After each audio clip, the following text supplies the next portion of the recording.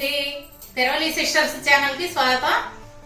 నన్ను చాలా మంది చాలా సార్లు అడిగిన ప్రశ్న అండి, అంటే నా సలహా కోసం అడిగారు.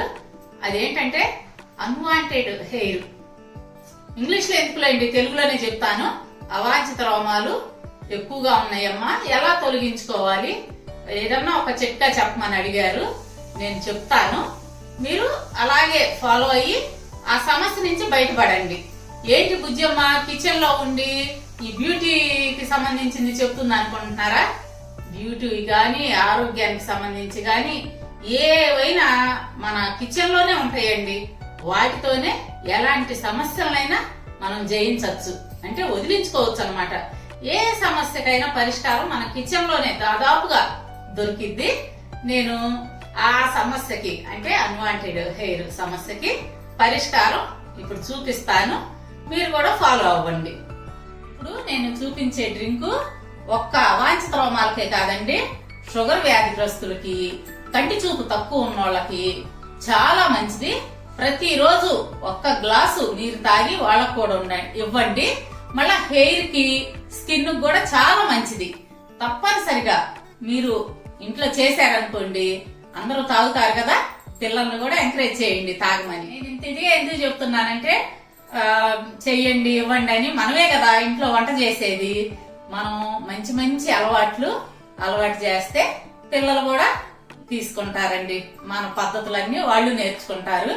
మీరు ఆరోగ్యాన్ని, వాళ్ళకి మంచి ఆరోగ్యాన్ని ఇచ్చిన వాళ్ళు అవుతారు. చక్కగా మీరు తయారు చేసి మీరు తాగి వాళ్ళకు కూడా ఇవ్వండి. ఇది తయారు చేయటానికి ముందుగా కావాల్సింది గోంగూర అండి. ఈ గోంగూర ఎర్ర గోంగూర, మా ప్రాంతంలో కొండ గోంగూర అంటారండి. ఇలాంటి ఎర్ర గోంగూర తీసుకోండి. ఇది దొరకకపోతే తెల్ల గోంగూర అయినా పర్లేదు, కానీ ఎర్ర గోంగూరే శ్రేష్టం. ఇది తీసుకొని ఈ విధంగా కాడలు చూడండి, ఈ కాడలతో సహా ఒలుచుకోవాలి. ఒలుచుకొని శుభ్రంగా 1-4 సార్లు కడిగి పెట్టుకోండి. ఎందుకు అంత ఇదిగా చెప్తున్నానంటే, ఈ గోంగూరలో ఇసుక ఎక్కువ ఉంటుంది, అందుకోసం శుభ్రంగా కడిగి ఉంచుకోండి.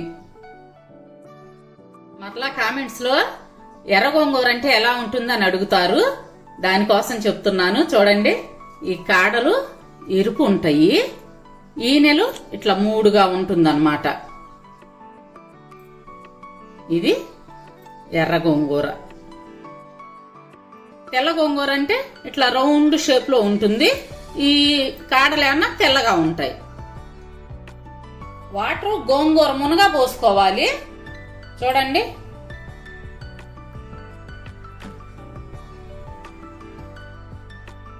ఇప్పుడు స్టవ్ వెలిగించి ఫస్ట్ హై ఫ్లేమ్ లో పెట్టుకోండి.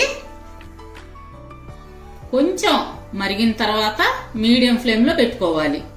ఎందుకంటే హై ఫ్లేమ్ లోనే ఉంటే ఈ వాటర్ అంతా పొంగిపోతాయి, వేస్ట్ అయిపోతాయి అన్నమాట. అందుకోసం చెప్తున్నాను. ఈ వాటర్ కాగిన తర్వాత మీడియం ఫ్లేమ్ పెట్టేసుకోండి. ఇట్లా వాటర్ చూడండి స్టార్ట్ అయింది మరగటం, కాగుతున్నాయి కదా. ఇంకొంచెం కాగనిచ్చి మీడియం ఫ్లేమ్ లో పెట్టేసుకోండి. ఆ మరిగేటప్పుడు పొంగిపోయి, అది కూడా మరిగేటప్పుడేనమ్మా, జాగ్రత్తగా చూసుకొని పెట్టుకోండి. ఇప్పుడు చూడండి ఆకులు ఎట్లా ఒడిలుతున్నాయో, అంటే ఆ సారం అంతా దిగిద్ది అనమాట. మీకు ఇదిగో కాడలు ఎర్రగా కనపడుతున్నాయి చూడండి ఇప్పుడు క్లియర్ గా. ఇప్పుడు మీడియం ఫ్లేమ్ మీద పెట్టుకోండి. పెట్టుకొని ఒక్క 5 నిమిషాలు బాగా మరగనివ్వాలి. ఆ సారం అంతా ఈ నీళ్ళల్లో దిగాలన్నమాట. 5 నుంచి 7 నిమిషాలు మరగనివ్వండిలే, ఎందుకంటే బాగా సారం దిగాలి కదా, అందుకోసం. ఈ మరిగిన తర్వాత, అంటే మీకు ఆ 7 నిమిషాలు పూర్తయిన తర్వాత స్టవ్ ఆఫ్ చేసుకొని, ఈ సారం దిగిద్ది కదా, ఈ వాటర్ ని కొంచెం గోరువెచ్చగా చల్లార్చుకోండి. అంటే గోరువెచ్చగా తాగితేనే మంచిది. అందులో ఏం చేయాలో నేను చెప్తాను, ఎలా తాగాలో కూడా. ఇప్పుడు గోరువెచ్చలుగా అయిన తర్వాత వడగట్టుకోండి. ముందే వడగట్టుకోబాకండి, ఎందుకంటే ఆ సారం దిగాలి కదా, అందుకోసం ముందే వడగడితే ఆ సారం దిగదు. బాగా ఆరిపోయి గోరువెచ్చలుగా అయిన తర్వాతే వడగట్టుకోండి.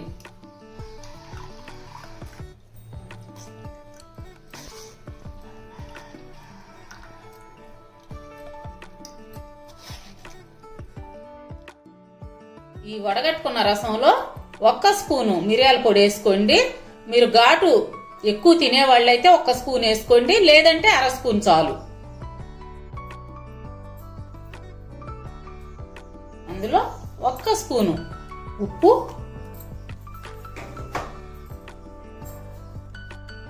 ఈ విధంగా బాగా కలుపుకొని గ్లాసులకు పోసుకొని తాగేసేయండి. ఈ విధంగా కలుపుకున్న తర్వాత ఇంకా తాగేయటమేనండి.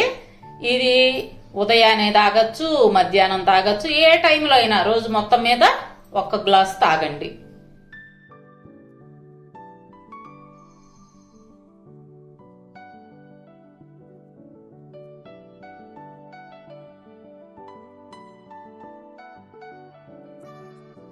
చూసారు కదా ఎలా తయారు చేసుకోవాలో.